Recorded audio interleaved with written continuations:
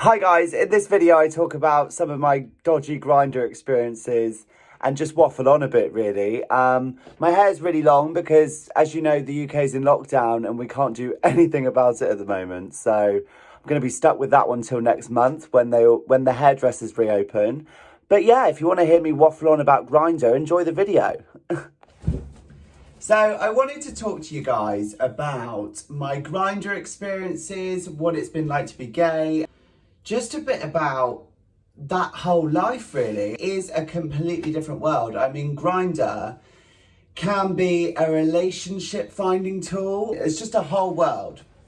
I personally see Grindr as something that is useful to find relationships, to find things. Like, there's nothing wrong with Grindr. It is technically the go-to gay app of choice for finding a relationship. That is probably down to opinion. But anyway, some of my experiences, I'm gonna get a cup of tea for this. Oh, okay, I'm ready. Oh my God, so on Grindr, I've had people who send me requests for, can you send me a picture of your feet? Can I eat your... Can I pay to have sex with you? Can I pay to have nudes of you? Blank profiles with no images of themselves. Grindr can just be really vile. It's never easy dating, is it? It's just not easy at all. The first date I ever went on, I think I must have been about...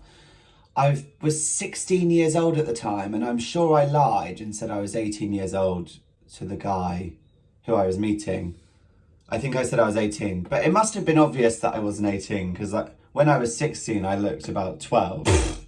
God knows what happened there. Anyway, I remember meeting this guy. He must have been 30 odd, and I had no clue what I was doing. I mean, I didn't even know at this point if I was gay. I didn't come out to everyone. I wasn't sure. I was on the app and I was just scrolling through, and I thought, I just need to meet someone to find out if I'm really gay, if that's really a thing. So I thought, okay, whatever, just meet someone, get anyone you can. God, that sounds awful. But went on Grindr, downloaded the app and thought, you know, fuck it, I'll just meet someone. I meet this guy behind Tesco's. There's a Tesco Express near where I live. And behind Tesco's, I basically slept with him. Yeah, it just sort of happened. So, you know, I was messaging him on Grindr. I was like, you know, where are you? Where do you want to meet? He said, I'll meet you behind Tesco Express. So I met him there. I jumped in his car, and then from there I was like, hi, how are you? Just general chit chat. Such a weird experience. General chit chat. He drove to the end, and behind the Tesco Express near where I live, there is loads of trees and like forest area. So I was just like, oh, okay, let's just like, you know, go here. I get out the car and we start walking through the fields, like behind Tesco, and I'll never forget. He was like, oh, do you want to do it then? And I was like, do I? I guess it's happening. So we started kissing, and I was like, oh, I like this. Like, this is okay, this is normal. And he was like, you know, do you want to do it? And I was like, long story short, I bottomed. I was like, right, okay, this is really happening. So afterwards, I was like, shit, I can't walk. I was in agony. I thought I didn't even enjoy that. It was completely consensual, but I just didn't enjoy it. Afterwards, I thought, oh my God, like, what's happened? Why did I do this? Am I gay? I must be gay. You know, what's wrong with me? Is there something wrong with me? So confusing. And then a couple of months went by, and I remembered the experience fondly, I guess. And then it took me a long time before I wanted to meet up with someone again. After that, I had to really process what had happened. Once I processed it, I thought, I am who I am gay. But yeah, that was my experience behind Tesco's. I cannot believe I lost my virginity behind a Tesco Express. You heard it here first. So another experience that I've had is actually I arranged a date with this guy who I hadn't met before. It was all through Grindr, and he came to pick me up because I didn't drive then. I think I must have been 17 then as well. I mean, it's been a long time since I go on these random Grindr dates. He came to pick me up, so I jumped in his car and everything was fine. I mean, as normal, just chatting away.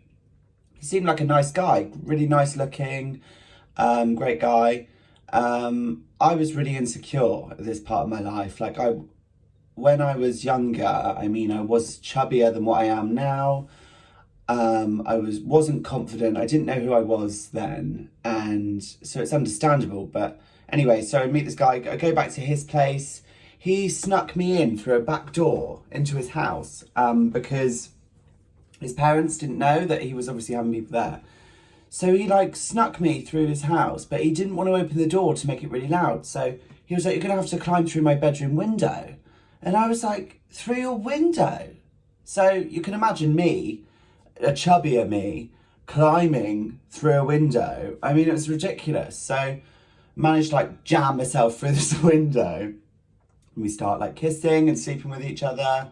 And it's all going great, we're getting on well. And I thought we had a really nice date. So then I got excited and I thought, and I was naive at this age because I thought anyone I sleep with, I'm going to marry. That's how I thought then.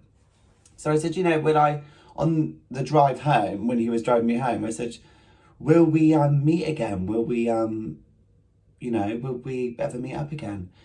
And he said to me, "That's not the way Grindr works, really. You don't really meet people again." And in my head, I was like, oh, so it was just, that's it. Because I'm quite an emotional person. I've never really used people for just that sort of thing, I guess. And I was really naive. So anyway, and then he said, "Plus," and this is the bit that will make you laugh. He said, "Plus, you don't really look like your photos, so I'm not gonna be messaging again." And then he laughed. And the effect that had on my confidence, I was like, what? I don't look like my photos and you don't want to see me again. I was like, what? And looking back now, I'm like, fuck you. There's nothing wrong with me. But back then I was heartbroken. But I suppose it's just the way it goes, isn't it? You win some, you lose some, you sleep with some, you don't. But I think the point is Grindr is, for me, I always wanted a relationship tool. And for a lot of people, it's a hookup tool. So there are definitely people on Grindr looking for relationships, but there's more than most looking just for a quick... There's no nice way of saying it. They're just looking for quick sex. I can't believe he said that I don't look like my pictures. I mean, the fact that he said it to my face as well. That's a couple of my experiences.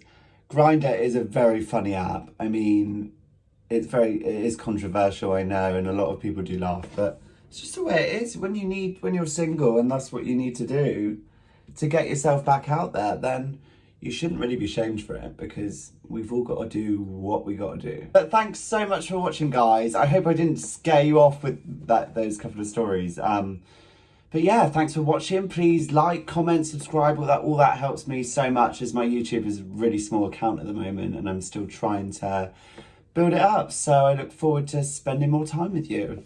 I hope you have a good week. That was the cringiest thing I've ever done. Okay, bye.